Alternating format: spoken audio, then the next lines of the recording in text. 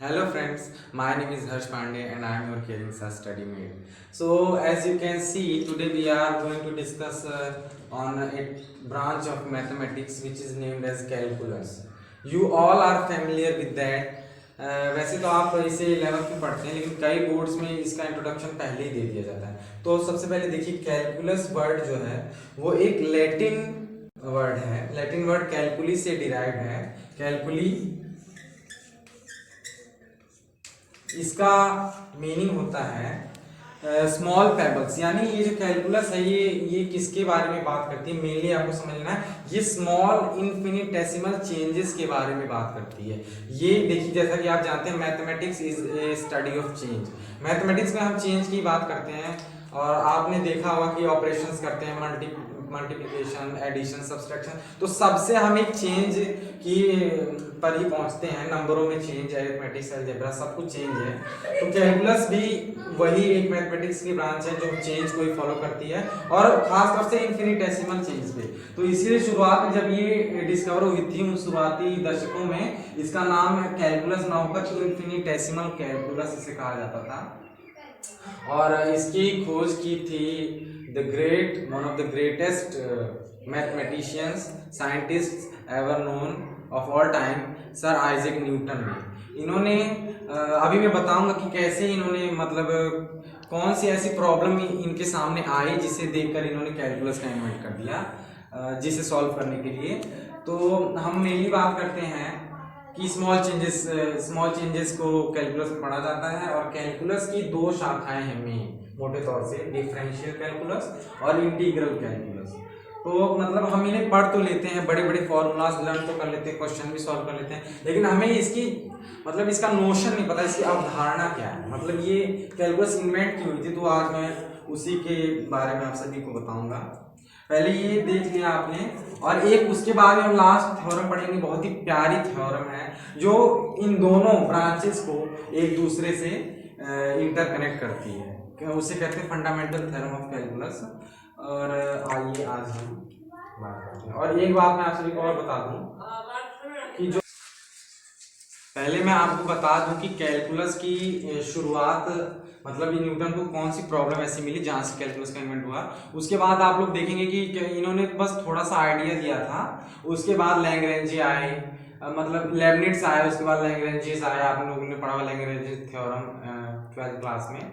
और बहुत सारे मीन वैल्यू थ्योरम, बहुत सारी इसके अंदर डेवलपमेंट हुई। पहले सबसे पहले देखते हैं कौन सी ऐसी प्रॉब्लम थी। जब भी हम कोई ग्राफ प्लॉट करते हैं और उसकी टेंजेंट निकालने की बात करते हैं, तो यहाँ पर देखिए हम अगर सीधी सीधी कोई कर्व हो उसका तो स्लोप बड़े आराम से निकाल लेंगे, उसका स्लोप कांस्टेंट होता है, आपको पता है ये थीटा एक कांस्टेंट है और कहीं भी निकालेंगे तो tan थीटा ऐसे आएगी। लेकिन यहाँ पर आप देख सकते हैं कि हर पॉइंट पे, जैसे मान लीजिए मैंने यहाँ से टेंजेंट ड्रॉ किया, ये थीटा है, अब इस पॉइंट पर टेंजेंट ड्रॉ करेंगे, ये फाई है, मतलब देखिए हर पॉइंट पे इसकी स्लोप बदलती जा रही है। तो अगर कोई पूछ ले कि इस पर्टिकुलर पॉइंट पे इसकी स्लोप बताइए, और हमें पता है स्लोप का फॉर्मूला क्या होता है, स्लोप होती है tan थीटा बराबर delta y upon delta x, क्योंकि परपेंडिकुलर अपॉन बेस, आपको पता है perpendicular upon base is equal to tan theta, tangent function होता है वहां पर। तो जब हमने देखा कि इसकी तो हमें स्लोप हम यहाँ ज्ञात नहीं कर सकते, क्योंकि इसका देखिए इस पॉइंट पर आप कैसे वाई चेंज इन वाई क्या है, बहुत ही माइन्यूट है इस पॉइंट। तो हमने इसको बहुत जूमिंग किया और हमने देखा कि इस रीजन को आप निकालेंगे, तो इस रीजन को आपने निकाला कुछ, जब बहुत ज्यादा जूम कर देंगे तो ये कुछ एक सीधी लाइन की तरह बन जाएगा, बहुत छोटा सा रीजन रहेगा। तो उसी रीजन की वाई इंटरसेप्ट, वाई चेंज को हमने डेल्टा वाई, हमने डी वाई कहा, डी वाई, और उस छोटे से वाई के लिए जो छोटा सा एक्स का चेंज था उसे डी एक्स कहा, और ये हो गया हमारा tan थीटा।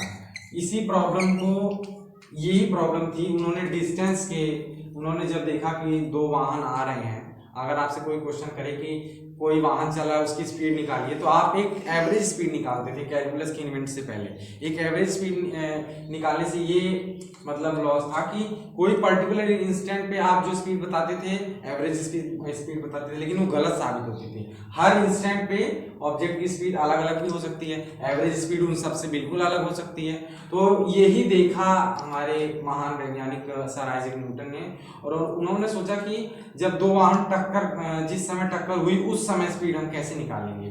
तब उन्होंने इसी की मदद से एक स्मॉल चेंज उन्होंने क्या किया कि जो हमारा आपको पता होगा कि छोटी से छोटी संख्याओं को ऐड करने पर तो वो नेग्लिजिबल हो सकती हैं, लेकिन जब वो मल्टीप्लाई या डिवाइड होती हैं तो वो नेग्लिजिबल नहीं होता है।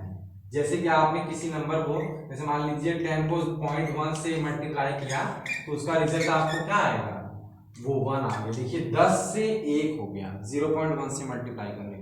तो पॉइंट के 1 से जो छोटे नंबर्स होते हैं, पॉइंट वाले 0 पॉइंट वाले नंबर्स, उनका मान मल्टीप्लाई या डिवाइड करते समय बहुत ही बड़ा होता है। तो उन्होंने देखा कि जब ऊपर वाली डिस्टेंस कवर्ड को बहुत छोटा कर दें और उस समय जो टाइम है वो भी टाइम टेकन भी बहुत छोटा रहेगा, तो डिवाइड करते हैं तो वो मतलब वो हमारा एंड अप नहीं होता है, वो एक वैल्यू देता है उस पर्टिकुलर इंस्टेंट पे हमारी उस वाहन की गति क्या थी।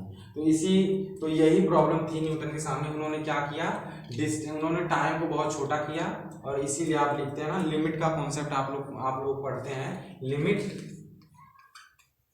डेल्टा एक्स टेंड्स टू 0, यानी डेल्टा एक्स बहुत छोटा है, ये इंडिपेंडेंट वेरिएबल है, इसके चेंज के साथ पहले टाइम चेंज होगा उसके बाद डिस्टेंस चेंज होगी। ये इंडिपेंडेंट है, और जो y है हमारा या डिस्टेंस है वो डिपेंडेंट वेरिएबल है। Delta y upon delta x बराबर क्या हो जाता था, हमारी स्पीड हो जाती थी और हमारी पर्टिकुलर इंस्टेंट पे वैल्यू आ जाती। तो सबसे पहले उन्होंने लिमिट को इंट्रोड्यूस किया और डिफरेंशिएशन से शुरुआत की किसी भी ग्राफ की टेंजेंट निकालने के लिए। उस पर्टिकुलर पॉइंट पे जिस ग्राफ की टेंजेंट जो है हर पॉइंट पे वेरी करिए, इसकी तो पहले भी निकालते थे, इसकी तो कांस्टेंट रहती थी। किसी भी पॉइंट पर आप y इंटरसेप्ट को ले लीजिए, किसी भी, देखिए इस पर भी, यहाँ पर ये क्या है, ये डेल्टा x है, और ये जो होता था ये हमारा यहाँ से यहाँ तक की दूरी डेल्टा y होती थी। Delta y upon delta x करके आप निकाल लेते थे, लेकिन यहाँ पर दिक्कत आई, तो यही वो प्रॉब्लम थी जहाँ से कैलकुलस इन्वेंट हुई। आगे की वीडियोस में हम देखेंगे अलग अलग तरह के, जैसे डिफरेंशियल अलग अलग इसकी ब्रांचेस को, और अलग अलग साइंटिस्ट की दी हुई थ्योरम्स को हम लोग पढ़ेंगे, और इनके ऊपर कई सारे न्यूमेरिकल भी सॉल्व करेंगे। तो आपको ये वीडियो कैसा लगा कमेंट करके हमें ज़रूर बताएं। अगर कोई कमी रह गई हो तो उसके लिए मैं आपसे माफ़ी चाहूँगा। Thank you. अपना ध्यान रखें, अपने परिवार का ध्यान रखें, दूसरों को खुशी दें, और इसी में आपकी खुशी हो।